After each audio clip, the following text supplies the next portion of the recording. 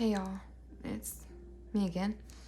I told y'all I was gonna be doing these makeup videos and talking to y'all about cancer and living with chronic illness and abuse and stuff, but I've tried 6 times tonight to make a video of me doing my makeup and talking, and somehow I keep getting interrupted, so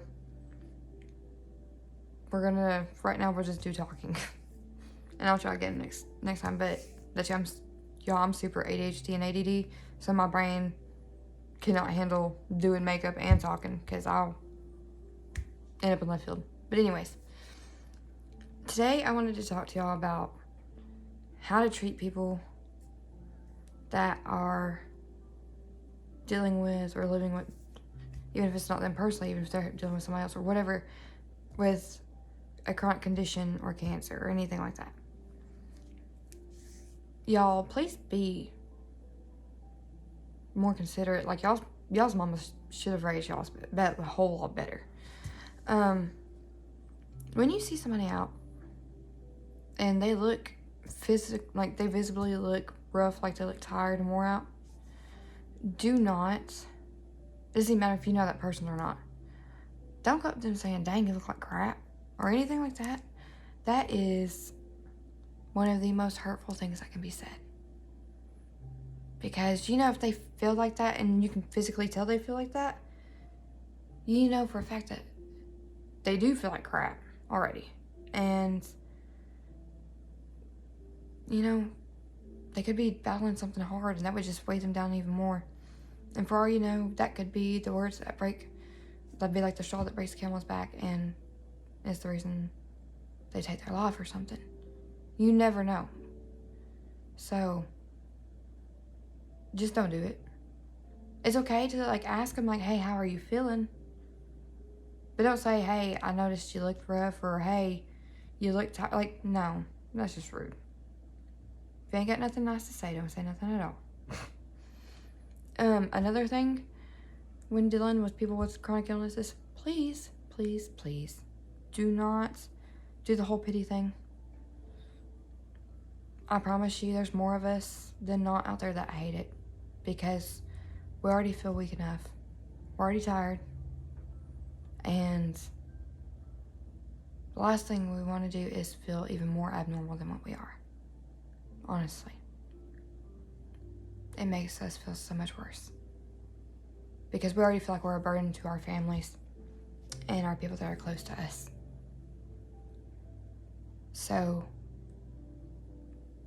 a lot of us try not to think about it, because if you dwell too much on it and you let it bring it down, it will. Sorry, I'm trying not to cry, but I'm serious, y'all. This is a big one for me, because we are already weak. I'm so weak. There's some days I can't even walk up my own stairs. Thankfully, I have Daniel, who is an amazing fiance, and there's quite a few times I've been hurting so bad, or I would literally not have the energy after working to be able to go up the stairs, and he'd carry me, no questions asked. I never even asked him to.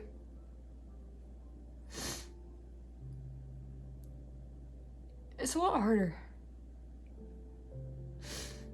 A lot of us will put on a show and try to seem okay and seem fine. But the truth is cancer sucks. Chronic illness sucks. It's hard. So please be nice to the people that are dealing with any kind of stress like that. I mean, that's because you don't know. They could be going through an abusive situation, or they could be facing financial stress. Don't make people feel worse than what they do. Try to bring people up. You never know, that one compliment, that one nice word could be what keeps them from harming themselves or anything. You never know. So be that peace for them. Please. For me. For yourselves. I'll be that peace. Let's talk about crying, y'all. Another thing. Let's talk about the abuse side. I am 28 years old. And I have been abused physically, sexually, mentally, emotionally for literally 90% of my life. As much as I hate to say that. Even up into my adult years. As I keep doing these videos, you'll learn more and more about me and what I've gone through. So I won't overdose y'all all at once. But I will start y'all off with a story. One of my abuse survival stories. And I am sorry, it is a little descriptive. Yeah. Here goes. When I was about 11 years old, I had a stepdad. And he's not alive anymore. But he would beat me every day. Every day. Unless my mom was home. None of my family except for my grandmother knew what was going on. And if it wasn't for her, if it wasn't for Faynette, my grandma, I would probably be dead.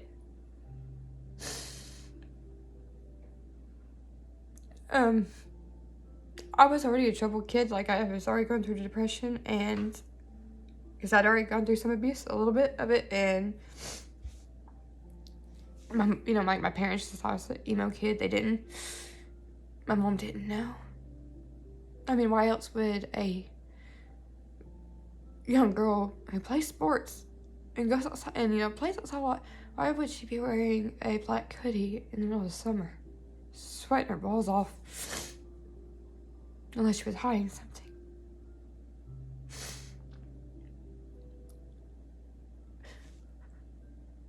My mom doesn't even know everything that happened.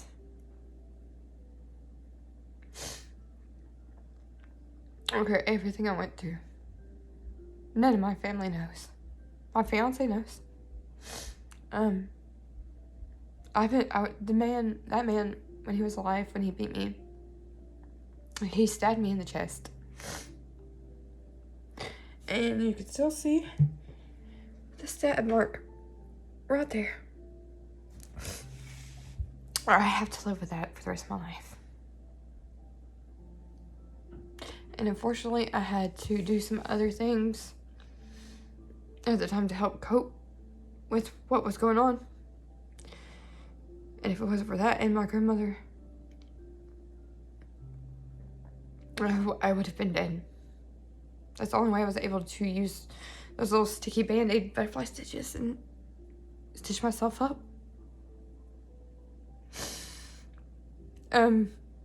I won't lie, as you can tell, it still hurts. No matter how much counseling or anything, that never will fully go away. But before I can even talk about it at all, and here I am, close to 20 years later, and just not able to talk about it. I want to let y'all know, if you're going through an abusive situation, remember, that's the international song for abuse. It's American Sign Language A, pretty much, and you just flash it. Somebody will see it. The man, when he found out that the cops knew and they were after him, he drank gasoline to try to kill himself, and ended up in a hospital where the gas ate his intestines for, I think it was like close to a week. They didn't let us go. They told us about what had happened, and he had like 2 police officers outside his door the whole time. But from what I understand, they didn't give him pain medicine whenever he was passing away, because they understood and like what they did, like what he did to us. So kudos to those doctors, because at least we got some sort of justice. But yeah, no child should have to go through that. Ever. No child deserves to be beat when they did nothing wrong. It's not fair. I still have nightmares, but y'all, if I can make it through it, so can you. With whatever you're going through. And if you are an abuse survivor, an abuse survivor, I do want to say this. I feel your pain. I understand, and it's haunting. And there's times where it gets to be too much. But you can do it. You can keep going. And things will get better. I said it took close to 20 years, but I'm slowly getting better.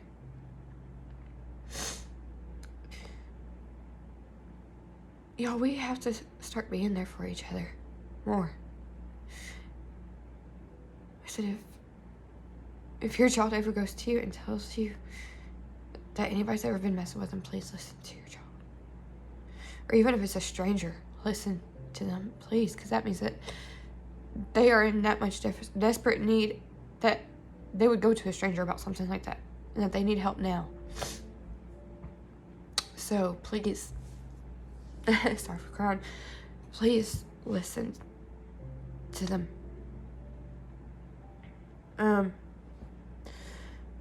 Also wanted to say one last thing.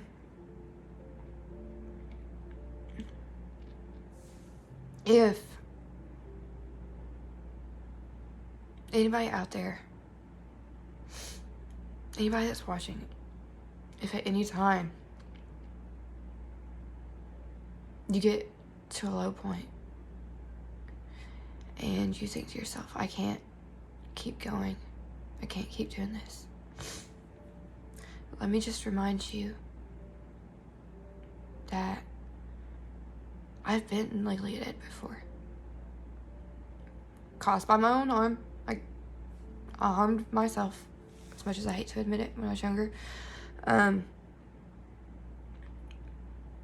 You're not the same after. You'll never be the same. It's like you lose a piece of yourself.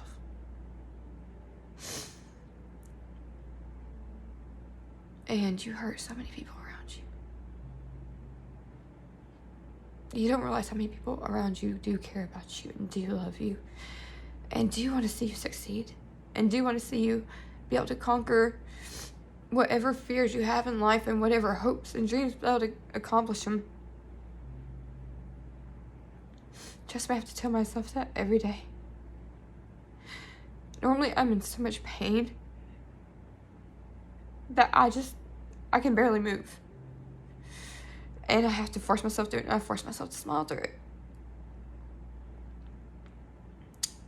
My pain is irreversible because my cancer's making scar tissue in my bone marrow, but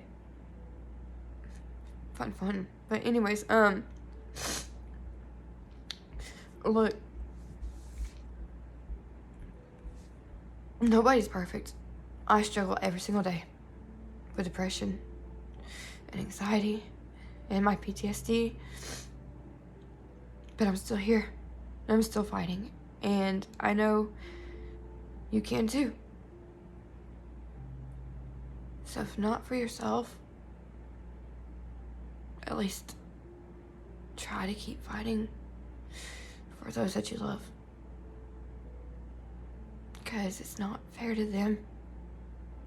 I mean, I know it's not fair to you either, but it's not fair to them to feel that heartache for the rest of their lives, wondering if they could have helped you more, or if they done it, or if, any of those scenarios. Don't make them wonder. Talk to somebody. Call somebody. Even if you have to call the suicide risk hotline, if it's abuse, call the abuse hotline, or even go out in public and just flash that sign at a cop or anything. Even if you're in the car or driving, do that to a cop. They'll chase you down. And if you do that in the car while you're pulled over, they will pull you out of there and put you in a safe situation in a different squad car, keep you all separate, and get you safety. But y'all can overcome it. And y'all can live it. Like, live your life. Be happy. Like I said, if I can do it, you can do it. Just always keep that in mind. But hopefully next video, like I said, I'll slowly keep unraveling things about myself, and y'all will slowly get to learn more and more. But for now, be nice to other people. Don't say mean things. And reach out for help if you need it. Bye, y'all.